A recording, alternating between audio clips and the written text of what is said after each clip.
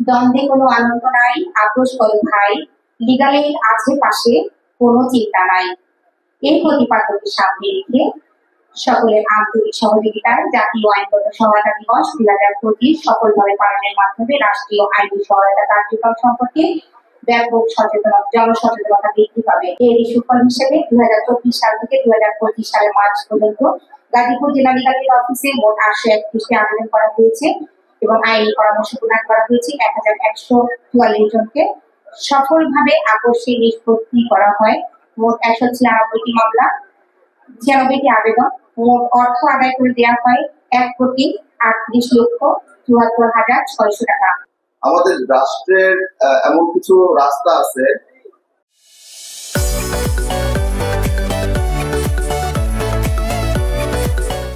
মাতামোহর কক্সবাজার, এই রোডটা তৈরি করতে আমি প্রথম আলো পত্রিকায় দেখলাম যে প্রতি কিলোমিটার ব্যয় 476 কোটি টাকা।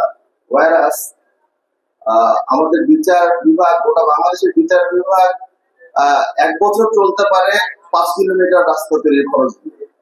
লিগালি এমন একটা ফোরাম যেখানে একসাথে তো মানুষকে আইনগত সহায়তা দিচ্ছে, পাশাপাশি কিন্তু এটা দুটো মানে বিরোধী দুই পক্ষকে তারা ডাকছে অফিসে, ডেকে একটা মীমাংসার ব্যবস্থা করে দিচ্ছে। লিগাল এইডের সবচেয়ে সবচেয়ে আকর্ষণীয় দিকগুলো এটা, লিগাল এইড আসলে একটা মামলাকে চিরতরে কবরস্থ করে। আমরা একটু কনস্টিটিউশনাল বিষয় সহ বিভিন্ন বিষয়ের উদাহরণ দিই। সাধারণত এরকম এগুলো কতটা বুঝতে পারে এটা নিয়ে আমার যথেষ্ট সন্দেহ আছে। আমি যেটা বলি সহজ কথায়, আইনগত সহায়তা প্রথম ধাপ হচ্ছে আইনি পরামর্শ। অর্থাৎ আপনার কোন একটা বিষয়ে একটা বিরোধী আপনার অধিকার কি, দায় দায়িত্ব কি। আইনগত সেবা পেতে হলে প্রথমে আপনার জানতে হবে আপনার অধিকার দায়িত্ব সম্পর্কে। লিগাল এইড কি ধরনের আইনগত সহায়তা দেয়? লিগাল এইডটা কিন্তু প্রথম যে আইনগত সহায়তা দেয় সেটা হচ্ছে আইনি পরামর্শ দেয়। অর্থাৎ আপনার অধিকার দায় দায়িত্ব সম্পর্কে আপনাকে সচেতন করে। দ্বিতীয় বিষয় হলো, যদি আইনি সেবা প্রদানের পর লিগাল এইড অফিসার মনে করে যে আসলে আপনার মামলা করা প্রয়োজন বা আপনার যে ইতিমধ্যে মামলা দায়ের করা হয়েছে সেই মামলায় আপনার প্রতিদ্বন্দ্বিতা করা প্রয়োজন, তাহলে কিন্তু সেক্ষেত্রে লিগাল এইড আপনাকে মামলা দায়ের বা প্রতিদ্বন্দ্বিতা করার জন্য আইনগত সহায়তা দিবে। অর্থাৎ বিনা খরচে আপনাকে অ্যাডভোকেট নিয়োগ দিবে এবং মামলা পরিচালনার যে অন্যান্য ব্যয়গুলো আছে এগুলো লিগাল এইড অফিস থেকে বহন করবে। যারা আইনগত কার্যধারা পরিচালনা করতে অক্ষম, তাদেরকে সরকার যে আইনগত সহায়তা প্রদান করে থাকে।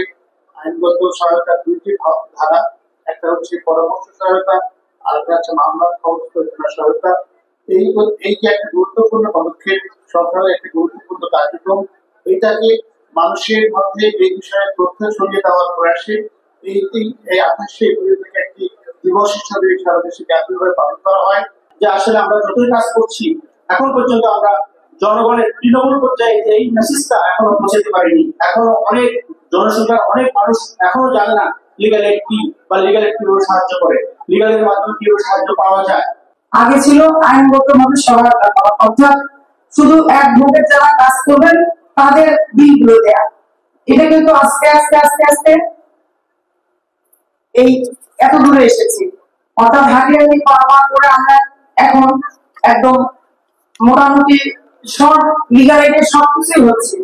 যেমন এর আগে ছিল, আগের বছর শুনলাম এই আপোষ, এইবারে সংযোজন হয়েছে যে কেউ আইনগত পরামর্শ নিতে পারে।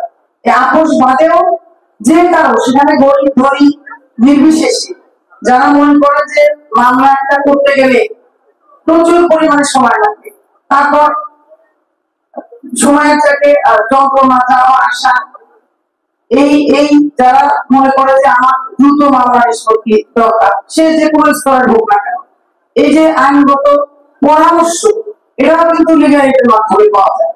তো আইনগত 1 নম্বর আইনগত সহায়তা, 2 নম্বর আইনগত পরামর্শ, 3 নম্বর হচ্ছে আপোষ। অর্থাৎ 3 in 1 এটা কিন্তু ছিল না। তো আমি যদি শেষ আমার বক্তব্য হচ্ছে, আপনারা সবাই শুনলেন, আমরা এখানে যারা আছি সবাই মোটামুটি লিগাল এইড সম্পর্কে জানি, কিন্তু আমাদের জানাটা আসলে এখানে বড় কথা না। তো এটা আসলে একা জেলা জজের কাজ না। আমি হয়তো মাসে মিটিংটা করি, আর আমাদের লিগাল এইড অফিসারের একার পক্ষেও সম্ভব না। সরকারের যে উদ্দেশ্যটা আমরা সবাই জানি, উদ্দেশ্যটা হচ্ছে প্রতিটি মানুষ অর্থাৎ রুট লেভেল থেকে শুরু করে প্রতিটি মানুষ যেন জানে যে সরকার এই সহায়তা দিচ্ছে। তো যতক্ষণ পর্যন্ত না জানবে ততক্ষণ পর্যন্ত আমরা কয়েকজন জেনে লাভ